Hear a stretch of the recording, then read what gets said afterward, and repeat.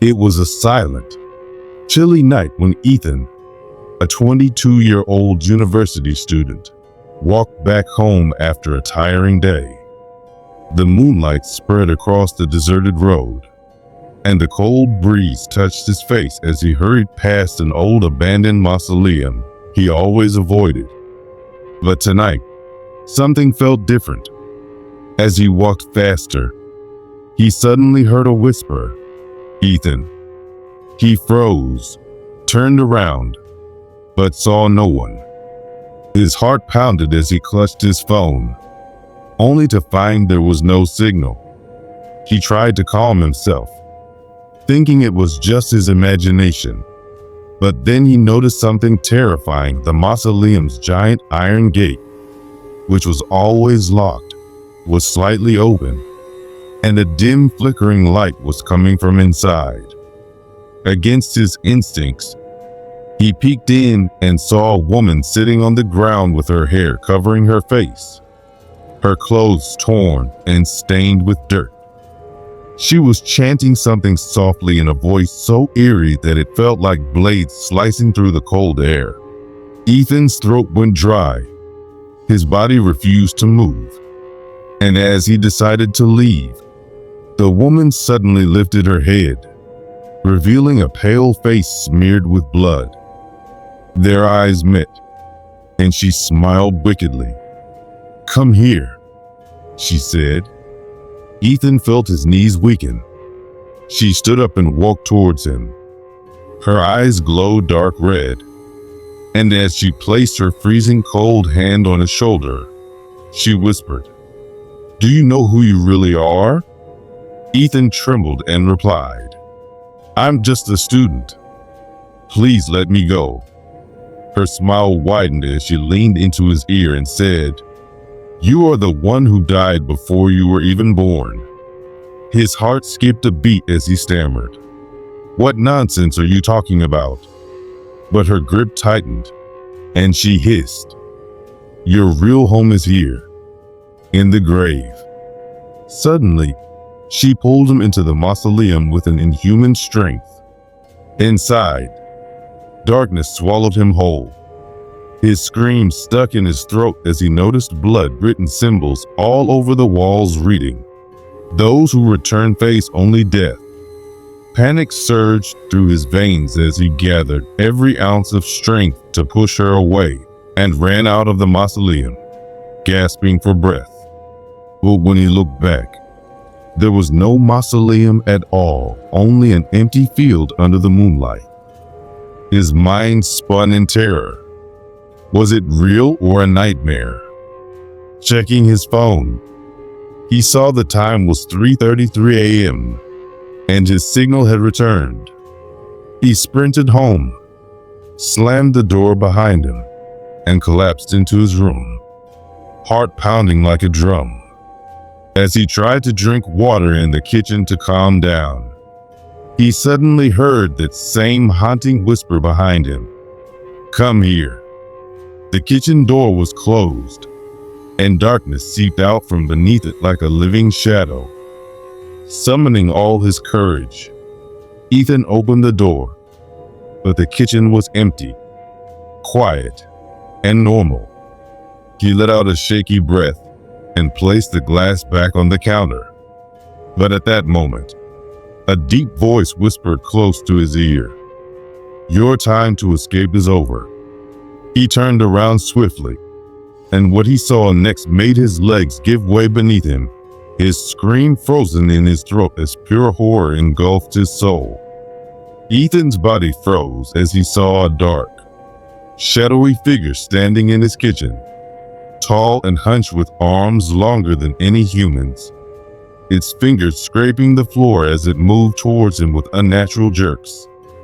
Its face was hidden under matted black hair dripping with a thick, tar-like liquid, and each step it took made a cracking sound like breaking bones. Ethan's heart hammered against his ribs, his breath shallow and rapid, his mind screaming to run, but his body refusing to move. Suddenly, his phone vibrated in his pocket, breaking the trance. He pulled it out with trembling hands and saw a message from Emily, his classmate and closest friend, saying, "Where you? Are you okay? I'm outside your house. Open the door." Ethan staggered towards the living room, eyes still fixed on the creature in the kitchen, which stood still now, breathing heavily, its chest rising and falling as black mist oozed from its mouth. He unlocked the door with shaking fingers, and Emily rushed in, her face pale with worry. "Ethan, what happened? Why weren't you answered? You look like you've seen a ghost," she whispered, noticing his ashen face and trembling body. Ethan grabbed her arm tightly. "Emily, there's something in the kitchen. Don't go there." But before she could respond, a deep, rumbling growl came from behind them. Emily turned and screamed as the creature slithered into the living room, its head tilting at an unnatural angle, revealing hollow eyes and a mouth torn open from ear to ear with jagged, rotting teeth. Without thinking, Ethan grabbed Emily's hand, pulling her up the stairs to his room, slamming the door shut and locking it. The creature pounded on the door, making the entire frame shiver, its growl vibrating through the wood into Ethan's bones. Emily sobbed. "What is that thing, Ethan? What is happening?" Ethan shook his head, his eyes wide with terror. "I don't know. It said this is my real home. The grave." Emily's eyes filled with tears as she whispered, "We have to get out of here.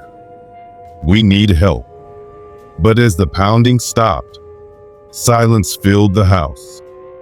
A deathly silence that made their skin crawl.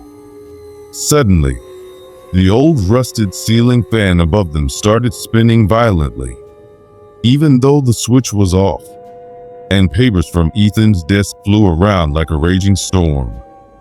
The creature's voice echoed through the room, though it was nowhere to be seen. "You can't escape, Ethan. You belong with us." Ethan screamed, clutching his ears, feeling as if his skull would burst from the echoing words. Emily tried to pull him towards the window. "Come on, we'll jump out. We can't stay here." But as they approached the window, they saw that outside wasn't their street anymore. Instead, it was the graveyard from earlier, stretching endlessly with open graves and flickering lanterns casting blood-red light. Ethan fell to his knees, sobbing, No, this isn't real. It can't be real." Emily tried to shake him, but her hands passed right through his shoulders like mist. Her eyes widened in horror as she looked down at her fading body. "Ethan, what's happening to me?" she cried, her voice echoing and distant. The room around them began to dissolve, the walls melting away into darkness until they were both standing inside the same mausoleum Ethan had seen earlier. Cold, suffocating darkness wrapped around them. The woman with blood on her face appeared again, her hair covering her eyes.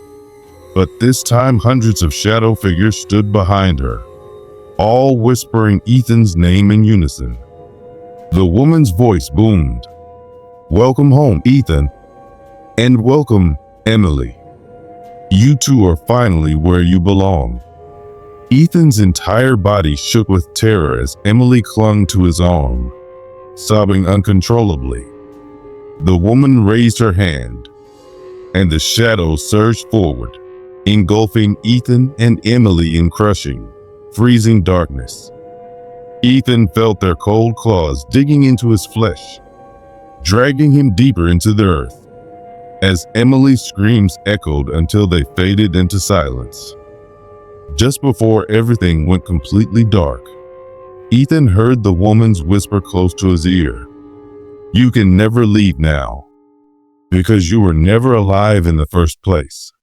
As Ethan felt himself sinking deeper into the freezing darkness, suffocating under the crushing weight of unseen hands pulling him down, flashes of memories he never knew he had flooded his mind. Screams of a woman giving birth in an old abandoned hospital. Doctors whispering, "He's not breathing. He's gone." And his lifeless body being carried away. His heart thundered in horror as he realized the truth. He had never been born alive.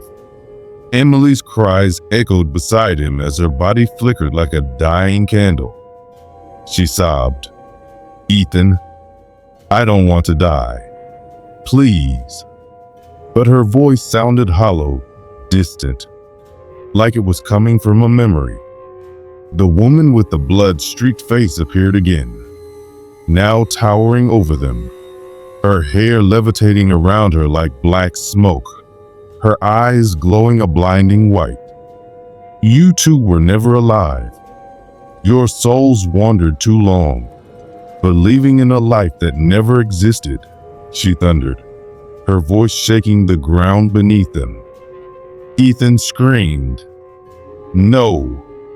I studied. I laughed. I lived. This can't be true."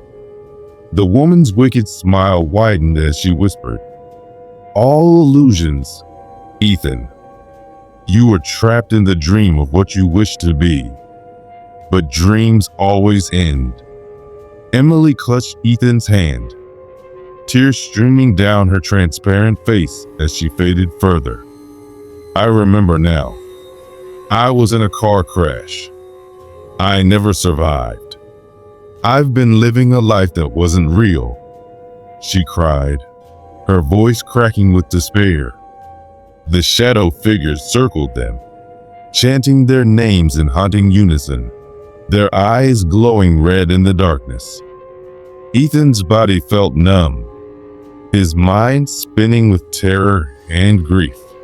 Suddenly, the woman raised her hand, and all the shadows lunged at Ethan and Emily, wrapping around them like serpents, their freezing touch burning their souls as they dragged them down into a gaping grave that opened beneath their feet. Ethan screamed as he fell into endless darkness, the sound of Emily's fading voice echoing around him. "I'm sorry, Ethan. I'm so sorry." Everything went silent. Then, with a sudden jolt, Ethan opened his eyes, gasping for air. He was lying on his bed, drenched in sweat, the morning sun pouring through the window. Birds chirped outside, and his phone buzzed with notifications.